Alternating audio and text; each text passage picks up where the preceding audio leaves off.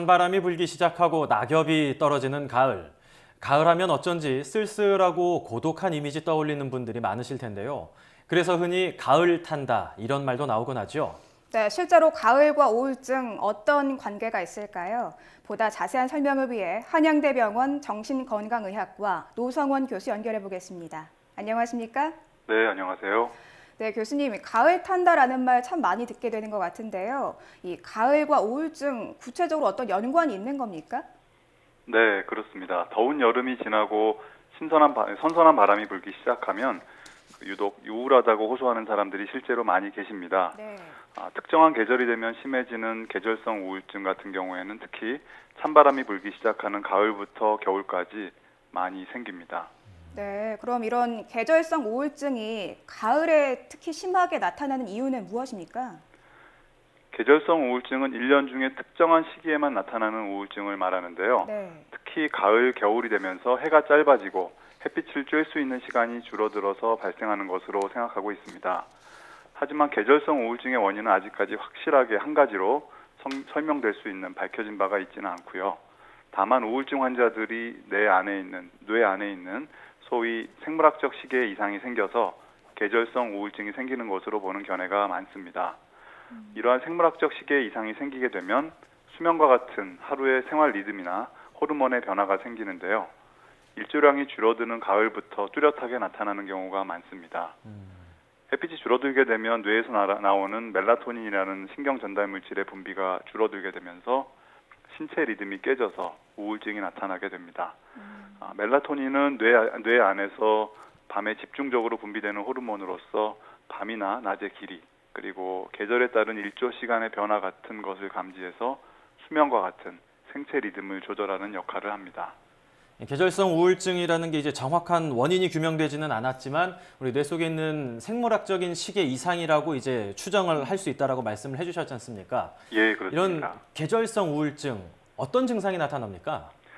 그 일반적인 우울증의 증상처럼 기분이 우울해지고 기운이 없고 슬프고 또 아무것도 하기 싫어지고 의욕이 없어집니다.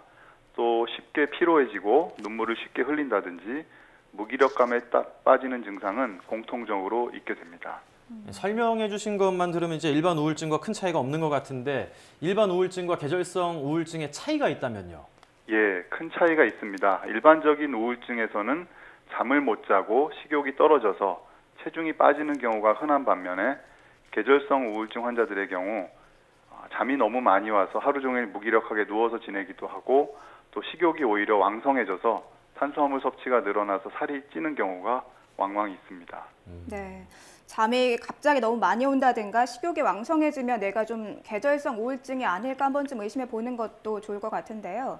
네. 흔히 우리가 여성은 봄을 타고 뭐 남성은 가을 탄다 이렇게들 많이 말을 하지 않습니까? 네네. 실제로 가을에 남성들이 더 우울감을 많이 느낀다고 볼 수 있을까요? 남성들이 가을에 우울증이 더 많이 올 것 같은데 실제로는 그렇지 않습니다. 네. 계절성 우울증은 남성에 비해 여성 환자가 2배 이상 많아서 전체 환자의 한 60에서 90% 정도를 여성이 차지하는 것으로 알려져 있고요. 계절성 우울증은 이 해가 짧아지는 가을부터 겨울까지 가장 많이 생기고 지역적으로도 좀 차이가 있어서 위도가 높아서 겨울청 일조량이 많이 줄어드는 지역에서는 계절성 우울증이 많이 생기고 일조량의 변화가 적은 적도 가까운 지역은 계절성 우울증이 적게 발생한다고 알려져 있습니다. 그리고 개인의 특성에 따라서도 좀 다를 수 있는데요. 계절성 우울증에 노출되기 쉬운 경우는 감정의 기복이 심한 경우라든지 평소에 우울증을 앓았던 경우에는 계절성 우울증도 잘 올 수 있어서 이에 대한 주의가 필요합니다. 남자들이 흔히 이제 가을을 탄다라고 생각하는 것과는 달리 실제로는 가을에 나타나는 계절성 우울증, 여성들이 훨씬 더 많이 걸린다 이렇게 말씀을 해주셨습니다. 이 네. 계절성 우울증 증상 이런 것들이 나타나면은 이제 우울감이 좀 지속될 것 같은데 어떻게 해소하거나 치료해야 되나요? 네, 계절성 우울증의 원인이 되는 부분을 해결하는 것이 좋겠습니다. 예를 들자면 실내 조명을 밝게 유지하거나 햇빛에 많이 노출되는 것이 좋은 방법이 됩니다.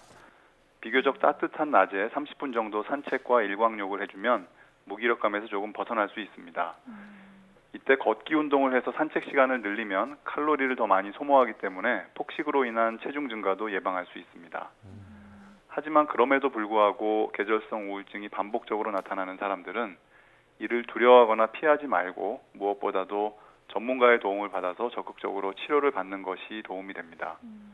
약물 치료를 통해서 뇌 안에 균형이 깨진 신경 전달 물질의 균형을 찾아주는 것이 필수적입니다. 항우울제는 이러한 균형을 맞춰주는 역할을 하는데요.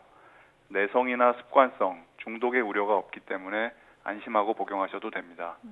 그런데 여기서 중요한 점은 약물 치료의 효과는 2주 이상이 지나야 효과가 나타나기 때문에 효과가 빨리 나타나지 않는다고 섣불리 약을 중단하면 치료가 더 어려워집니다. 또한 증상이 호전되더라도 의사가 치료를 중단하자고 할 때까지 약을 꾸준히 복용하는 것이 중요합니다. 대개는 최소 6개월 정도 약물 치료를 지속하는 것을 권고하고 있습니다. 약물 치료 외에도 광선요법이 수면 리듬을 변화시켜서 계절성 우울증에 도움이 된다고 알려져 있습니다. 통상적인 실내 조명보다 5배에서 10배 정도 밝은 강한 빛이 나오는 광선 박스에 매일 아침 일찍 한두 시간 정도 노출되는 방법으로 치료를 하는 것인데요. 별다른 부작용이 없다는 장점이 있습니다. 이러한 광치료는 늦어진 수면 리듬을 당겨주어서 정상화시켜주는 효과와 멜라토닌 대사에 영향을 미쳐 우울증을 호전시키는 역할을 합니다. 네. 조금 증상이 길어진다 싶으면 한 번쯤 좀 용기를 내서 병원을 찾아가 보는 것도 굉장히 좀 좋은 선택이 될 것 같은데요. 네. 우리가 평소에 좀 이런 계절성 우울증을 예방하기 위해서는 어떻게 생활을 하는 게 좋을까요? 네, 낮 시간에 활동량을 늘리고 규칙적으로 생활하는 것이 중요합니다. 또한 균형 잡힌 영양 섭취를 하는 것이 좋겠는데요. 특히 생선을 많이 먹는 것이 도움이 될 수 있습니다. 생선 속의 오메가3는 지방산은 이 우울증을 증상을 경감시키는 역할을 하고요. 치즈나 견과류, 닭고기 등에는 세로토닌을 증가시켜주는 아미노산인 트립토판이 많이 들어있어서 우울증에 도움이 됩니다.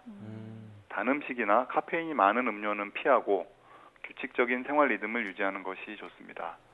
특히 아침에 일정한 시간에 일어나시는 것이 중요합니다.